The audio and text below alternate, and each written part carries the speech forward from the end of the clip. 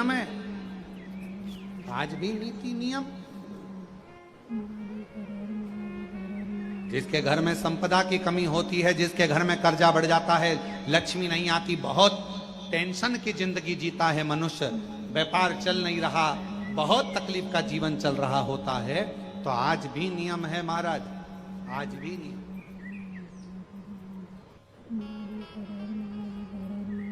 कि सोमवार शुक्रवार ये 2 वार ऐसे हैं, इन 2 वार को यदि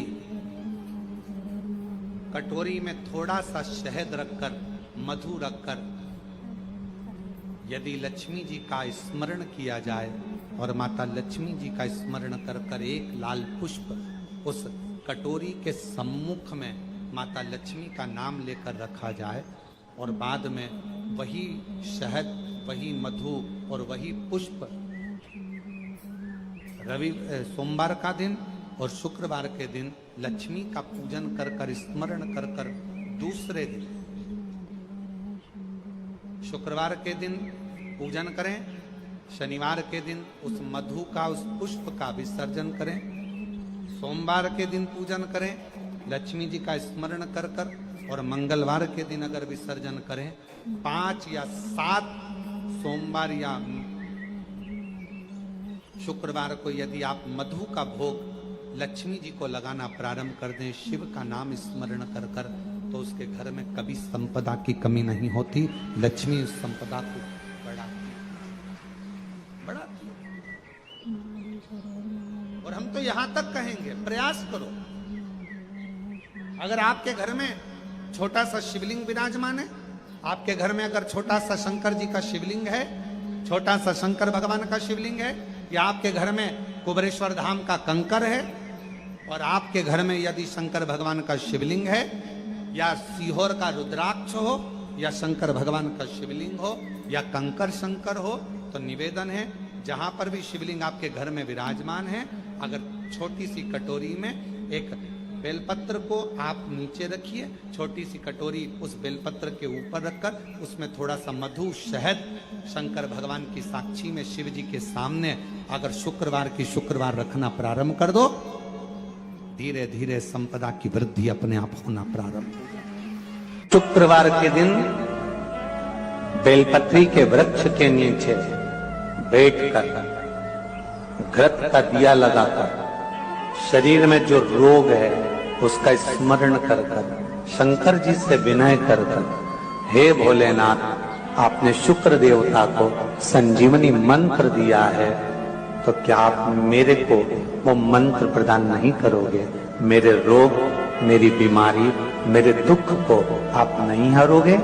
शिव से कहो, ये शरीर आपने दिया है और भजन करने के लिए दिया है, स्मरण करने के लिए दिया है, कीर्तन करने के लिए। यह स्कंद पुराण कहती है महाराज कि भगवान नारायण स्वयं इस जड़ के नीचे अपना विश्राम करते हैं महाराज, इस जड़ के नीचे।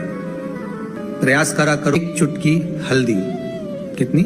मात्र एक चुटकी हल्दी, आंवले के वृक्ष के नीचे भगवान हरि हर महादेव के नाम से रखकर उस पर पूर्व मुख कर कर, पूर्व की ओर मुख कर कर जल समर्पित करना प्रारंभ कर दीजिए।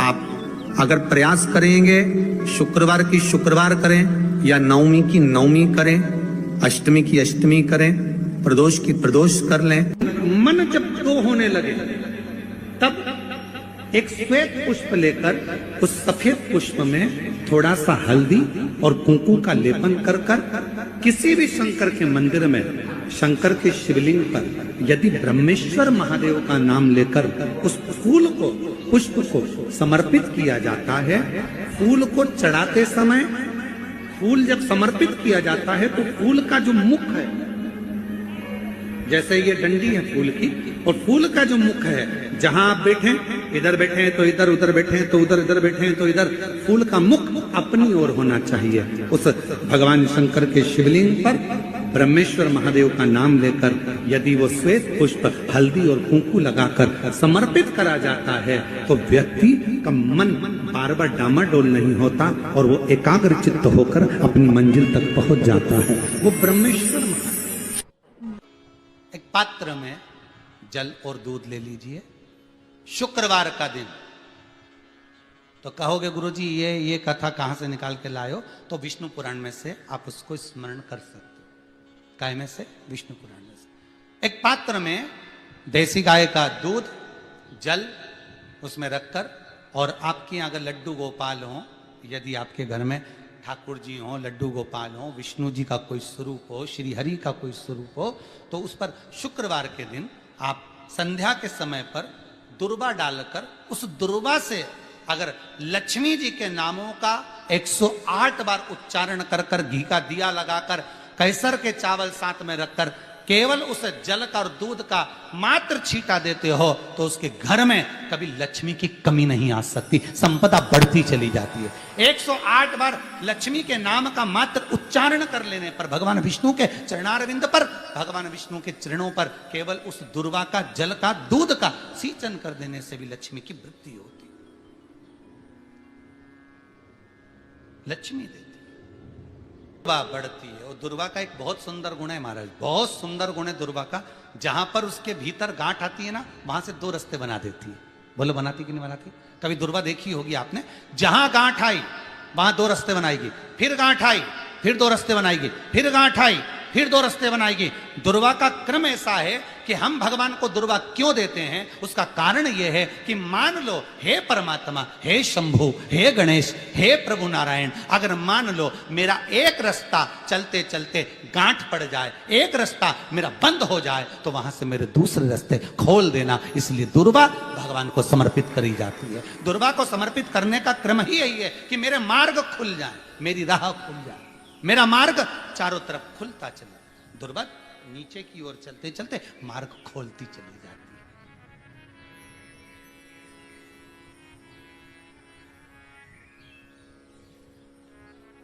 अमृत है ये, इसलिए नष्ट नहीं होती।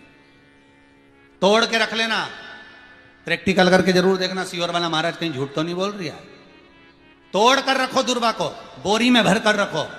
4 साल, 6 महीने, 8 महीने बाद सूख जाए, बेकार हो जाए, उसके बाद भी उसको खेत में, बगीचे में कहीं ले जाकर पटक देना, 8-15 दिन पानी देना, देखो फिर वापस वही हरी की हरी होना, वही कहीं ना कहीं से स्फुटित होते फिर आगे बढ़ना चालू कर देगी। उसका तत्व है अमृत,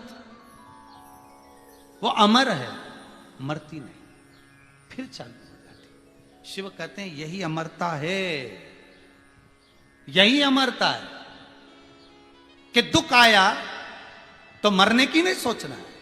तकलीफ आई, कष्ट आया, रोग आया, बीमारी आई, थोड़ा सा तकलीफ आ गई, थोड़ी बीमारी आ गई, थोड़ा दुख आ गया, तो ये मत सोचना मैं मरना है। नहीं नहीं नहीं, अभी तो और जीना है।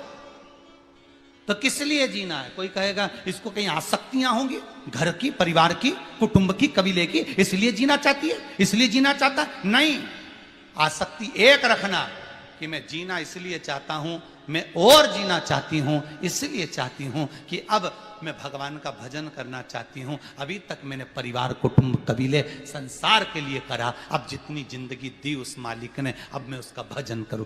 दुर्वा भगवान विष्णु को चढ़े, दुर्वा गणेश जी को चढ़े, दुर्वा शिव जी को चढ़े, दुर्वा ब्रह्मा को चढ़े, दुर्वा इंद्र को चढ़े, दुर्वा पितरों को चढ़े।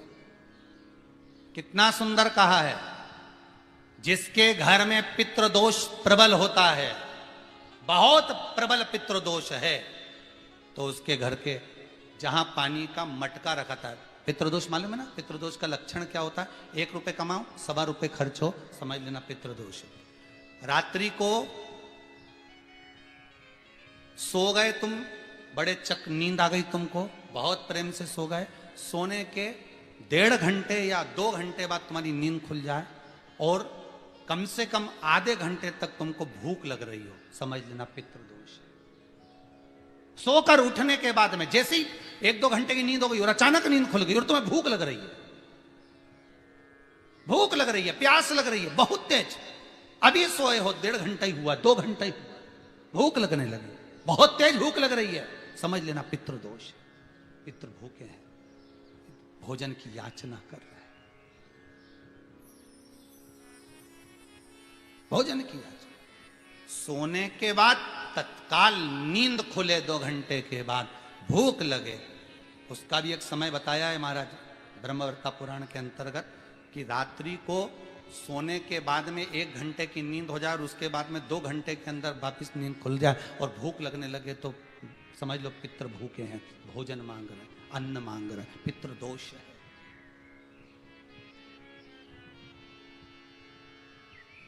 पितृदोष का कुछ कुछ वर्णन किया गया है।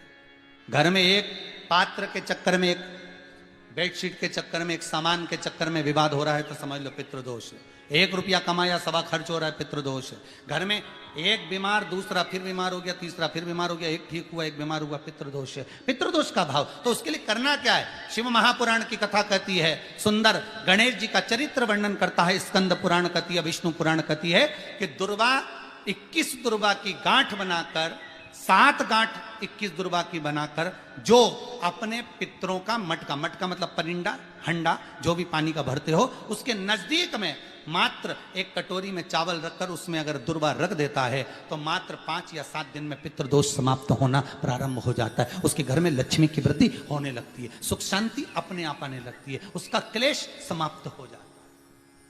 दुर्वा में वो गुण है जो पितृ भी उसका भाग अमृत तत्व प्राप्त करना चाहते, अमृत देना चाहते। और सरल भाषा में समझिए, जिसकी फैक्ट्री नहीं चल रही हो, फैक्ट्री में बार बार कुछ तकलीफ आ रही हो, गाड़ियां नहीं चल रही हो, 4 व्हीलर गाड़ियां ले रखी हैं, कभी ट्रक गड़बड़ हो रहा है, कभी ट्रक में ये हो रहा है, कभी गाड़ी में ये हो रहा है, कभी बस में ये हो रहा है, बस एक काम करना है, दुर्वा का थोड़ा सा भाग लेकर पानी के लोटे में उसको डालकर 5 अक्षत के दाने उसको पटक कर उस गाड़ी के अंदर उस कलश को रख दो, बस आधे घंटे के लिए, और उस पानी को चक्के के चारों तरफ डालते डालते जाइए दुर्वा के साथ में, तकलीफ नहीं देगा। फैक्ट्री का भी यही प्रमाण है। दुर्वा में वो अमृत तत्व छुपा है जिसका सुख आनंद दे जाता है, आनंद। शिव पुराण कह रही है महाराज, दुर्वा का एक नाम और है, उसका नाम है अमृत जन्मा। क्या नाम है? अमृत जन्मा, दुर्वा का एक नाम और है। मारवाड़ी लोग इसको ध्रुवी बोलते हैं, ध्रुव बोलते हैं। दुर्वा का वो सुख, शंकर भगवान गौ माता दूध की धार लगाती है, इसलिए दुर्वा का दूध से बड़ा मिलन है, बड़ा आनंद है, बड़ा सुख है। कोई भी ग्रह अनुकूल नहीं है, सब बेकार चल रहे हो, सब प्रतिकूल चल रहे हो, दूध के पात्र में दुर्वा डाल लो, पीपल के वृक्ष के नीचे चढ़ा कर आओ, राहु केतु शुक्र शनि जो भी गड़बड़ है सब सुधरना चालू हो जाता है। दुर्वा का वो सुख। जिस नदी में स्नान करो, तीर्थ में जाकर उस नदी के पास में कोई बगीचा लगा हो, वहां की दुर्वा को तोड़कर स्नान करते समय नदी में मात्र विसर्जन कर देने पर पितरों को पिंड पहुंच जाता है। मात्र उस दुर्वा का विसर्जन कर देने पर पितरों को पिंड का भाग मिल जाता है। अभी ना तो तुम्हारे पास में आटा है, ना तुम्हारे पास में चावल है, ना तुम्हारे पास में पिंड है, ना कोई तुम्हें संकल्प छुड़ा रहा है, ना कोई तुम्हारे पास में वस्तु है, उसके बाद भी पितरों को भाग मिल रहा है। काय से? केवल एक दुर्वा के तत्व से। स्नान करने से पहले पवित्र नदी में, गंगा यमुना नर्मदा सरयू आदि किसी पवित्र नदी में आप स्नान कर रहे हो, वहां के बगीचे में घूमकर आप जाते तो हो, पैदल ही नहाने जाते हो, तो घाट के आसपास में कोई बगीचा, वहां की दुर्वा तोड़ ली, एक दुर्वा नहाने से पहले अपने पूर्वजों पितरों के नाम से नदी में छोड़ दी। फूल तो छोड़ते ही हो, दिया भी छोड़ते हो, बस एक ही चीज नहीं छोड़ते, वो दुर्वा, और वो ही काम की, वही काम की। तुम कुछ छोड़ो ना छोड़ो, एक दुर्वा का भाग छोड़ दिया, वो पितरों के लिए सुख प्रदान करने वाला। शिव पुराण कह रही है महाराज, देवताओं को अमृत कितनी बार मिला? एक बार। दुर्वा को अमृत कितनी बार मिला? जम के बोलिए। 5वां, कार्य सिद्धि के लिए 5 दुर्वा गणेश जी को चढ़ाई जाती है, आज भी नियम।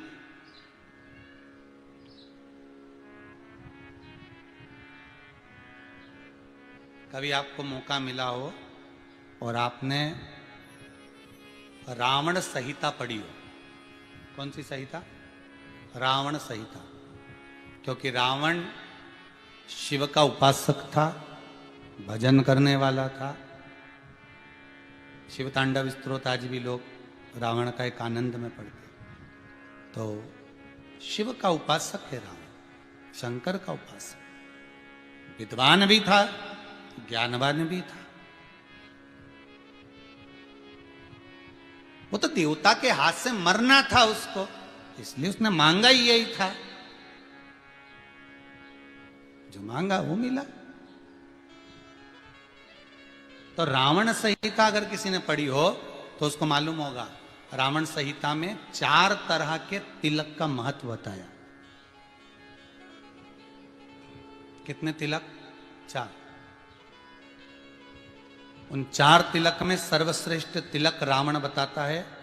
एक तिलक सर्वश्रेष्ठ है, वो है दुर्वा। जो दुर्वा होती है, उस दुर्वा को जलाकर उसकी भस्म तैयार कर कर उसमें गाय का, श्वेत गाय, कौन सी गाय? सफेद। उस गाय के शरीर पर कोई दाग ना, उसके शरीर पर पूर्ण तरह से श्वेत हो, ना लाल उसमें कोई धब्बा हो, ना काला धब्बा हो, ना कोई कलर हो, बस केवल श्वेत। रावण संहिता में 4 तरह के तिलक का प्रमाण दिया। तो एक तिलक रावण संहिता में वर्णन आया, एक तिलक का जो व्याख्यान वर्णन किया गया, उसमें दुर्वा को जलाकर राख कर कर भस्म बनाकर उसमें गाय का घी, देसी गाय का घी मिलाकर और उसका बिंदी, उसका तिलक मस्तक पर लगाकर या नैनों में सुरमा लगाकर जो व्यक्ति जिस किसी से मिले वो उसका हो जाता है। उस दुर्वा में इतना प्रबलता आ जाती है, अमृत तत्व जुड़ा हुआ है दुर्वा के। रावण संहिता में 4 तिलक बताएं, उसमें से सबसे 4 तिलक में अलग अलग, एक बेलपत्री की जड़ का तिलक है, एक आंकड़े की जड़ का तिलक है। रावण संहिता में 4 तिलकों का वर्णन है, उसमें मुख्य है सबसे ज्यादा।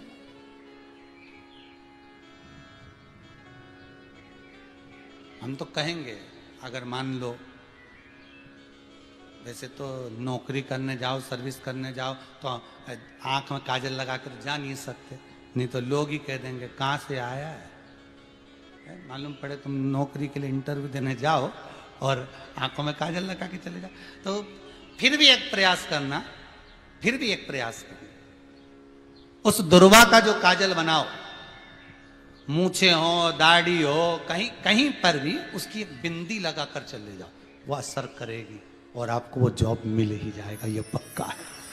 उसमें आकर्षण होता है, दुर्वा आकर्षण का केंद्र करती है। आपको कभी आपके नयनों में दर्द हो रहा हो, जलन हो रही हो, तो आप दुर्वा, हरी भरी दुर्वा हो, वहां थोड़ी देर चलने का प्रयास करिएगा, आपके नेत्रों का विकार समाप्त हो जाएगा। दुर्वा में वो एक सुख है, वो अमृत छुपा हुआ, और एक बार का अमृत नहीं, 5 बार का अमृत दुर्वा के अंदर।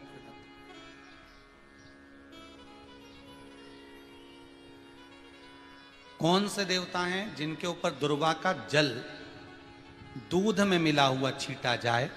श्वेत गाय के। देखो, दूध का प्रमाण बार बार दुर्वा के साथ आया, उसका कारण क्या है?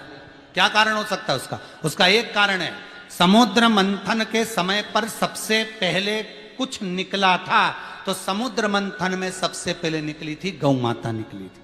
क्या निकली थी? गाय। सबसे पहले निकली थी गाय। और कितनी गाय निकली थी? 5। पहली नंदा, दूसरी सुभद्रा, तीसरी सुरभि, चौथी सुशीला, 5वीं बहुला। ये 5 गाय समुद्र मंथन में निकली। अब समुद्र मंथन में जब गौ माता निकली तो सारे 33 कोटि देवता मंथन में जो लगे हुए थे, उन मंथन को करते करते देवता थक चुके थे। सारे देवता थक चुके थे। बहुला सुरभि और सुशीला से बोली, सुभद्रा से बोली, नंदा से बोली, अपना काम है, एक काम करो, अपन आप रूप दूध की धार बहाना प्रारंभ करो, अपने आप दूध की धार हम मृत्यु लोक में हम भेजें इन देवताओं के लिए, तो देवताओं को अमृत तत्व मिलेगा, आनंद होगा। और गौ माता ने ऊपर खड़े होकर जो दूध बहाना प्रारंभ करा, वो देवताओं के मुख में आधा तो गया और आधा दूध समुद्र पर जब गिरा, और जो मंथन चल रहा था उस मंथन के चलते, कभी दूध का दही का मंथन करना तो क्या निकल कर आएगा, मक्खन आ जाएगा। वो मक्खन तेड़ता हुआ समुद्र की लहर से दुर्वा पर जा पड़ा। इसलिए आज भी दुर्वा के साथ में गौ माता के दूध का बड़ा प्रमाण है, वो भी देसी गाय, जर्सी नहीं, विदेशी नहीं, देसी गाय। और देसी गाय का दूध का बड़ा बड़ा प्रमाण है सर। हम कई बार कथाओं में कहते हैं, जैसा खाया अन्न, बोलते जाओ, वैसा हो गया मन, जैसा पिया पानी वैसी हो गई वाणी, और जैसा पिया दूध वैसी बन गई बुद्ध। बुद्धि कैसे बनी है? दूध से बनी। डब्बे का दूध पियोगे तो डब्बे हो जाओगे, थैली का दूध पियोगे तो थैली, बोतल का दूध पियोगे तो बोतल। दूध का बड़ा असर।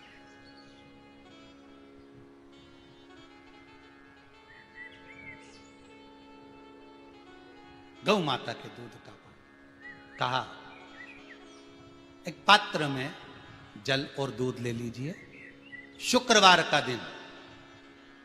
तो कहोगे गुरुजी ये कथा कहां से निकाल के लाए हो? तो विष्णु पुराण में से आप उसको स्मरण कर सकते हो। काय में से? विष्णु पुराण में से। एक पात्र में देसी गाय का दूध, जल उसमें रखकर, और आपके अगर लड्डू गोपाल हो, यदि आपके घर में ठाकुर जी हो, लड्डू गोपाल हो, विष्णु जी का कोई स्वरूप हो, श्री हरि का कोई स्वरूप हो, तो उस पर शुक्रवार के दिन आप संध्या के समय पर दुर्वा डालकर, उस दुर्वा से अगर लक्ष्मी जी के नामों का 108 बार उच्चारण कर कर, घी का दिया लगाकर, कैसर के चावल साथ में रखकर, केवल उस जल का और दूध का मात्र छींटा देते हो, तो उसके घर में कभी लक्ष्मी की कमी नहीं आ सकती, संपदा बढ़ती चली जाती है। 108 बार लक्ष्मी के नाम का मात्र उच्चारण कर लेने पर, भगवान विष्णु के चरणारविंद पर, भगवान विष्णु के चरणों पर केवल उस दुर्वा का, जल का, दूध का सींचन कर देने से भी लक्ष्मी की वृद्धि होती है,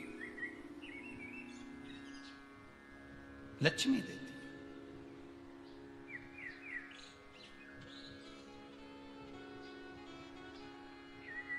दुर्वा बढ़ती है, और दुर्वा का एक बहुत सुंदर गुण है महाराज, बहुत सुंदर गुण है दुर्वा का। जहां पर उसके भीतर गांठ आती है ना, वहां से 2 रास्ते बना देती है। बोलो बनाती कि नहीं बनाती? कभी दुर्वा देखी होगी आपने, जहां गांठ आई वहां 2 रास्ते बनाएगी, फिर गांठ आई फिर 2 रास्ते बनाएगी, फिर गांठ आई फिर 2 रास्ते बनाएगी। दुर्वा का क्रम ऐसा है कि हम भगवान को दुर्वा क्यों देते हैं, उसका कारण यह है कि मान लो, हे परमात्मा, हे शंभु, हे गणेश, हे प्रभु नारायण, अगर मान लो मेरा एक रास्ता चलते चलते गांठ पड़ जाए, एक रास्ता मेरा बंद हो जाए, तो वहां से मेरे दूसरे रास्ते खोल देना। इसलिए दुर्वा भगवान को समर्पित करी जाती है। दुर्वा को समर्पित करने का क्रम ही यही है कि मेरे मार्ग खुल जाए, मेरी राह खुल जाए, मेरा मार्ग चारों तरफ खुलता चले। दुर्वा नीचे की ओर चलते चलते मार्ग खोलती चली जाती है।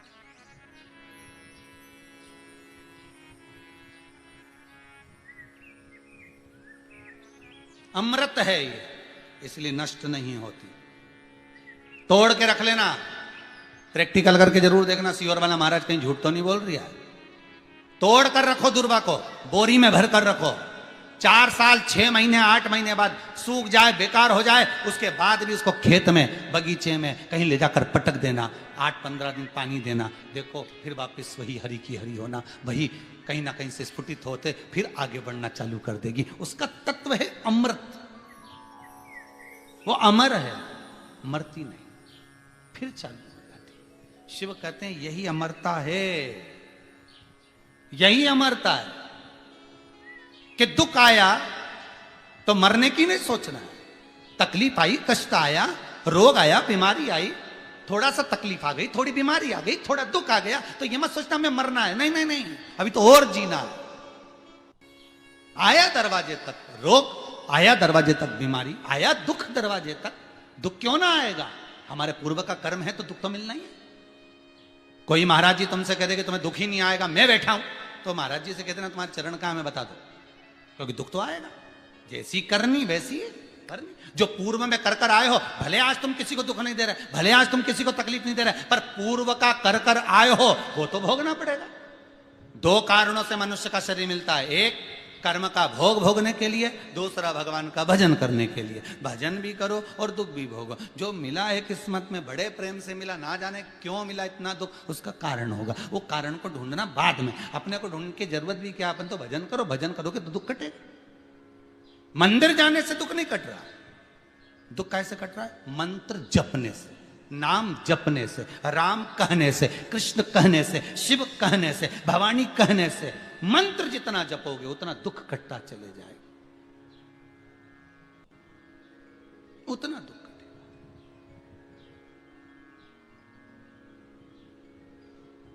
भोला सब दुख काटो म्हारा, ओ भोला सब दुख काटो म्हारा।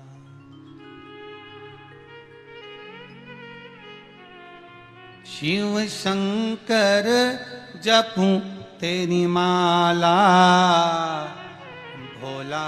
जैसे व्यक्ति का कोई काम नहीं हो रहा हो, बहुत दिन से लगे, बहुत समय से लगे, ये काम हो ही नहीं रहा, तो शंकर जी का नाम को उल्टा कर कर जपना चालू कर दो। नमः शिवाय ओम। आपको लगे कि आपके घर में शांति बिल्कुल नहीं है, क्लेश बहुत ज्यादा है, बहुत ज्यादा तकलीफ, हमारे घर में कुछ न कुछ जरा सी बात पर विवाद होता ही है, तो प्रयास करिएगा कि आप काली तिल थोड़ी सी, एक काली मिर्ची और 7 लौंग, क्या क्या तिल चीजें हैं, काली तिल, काली मिर्ची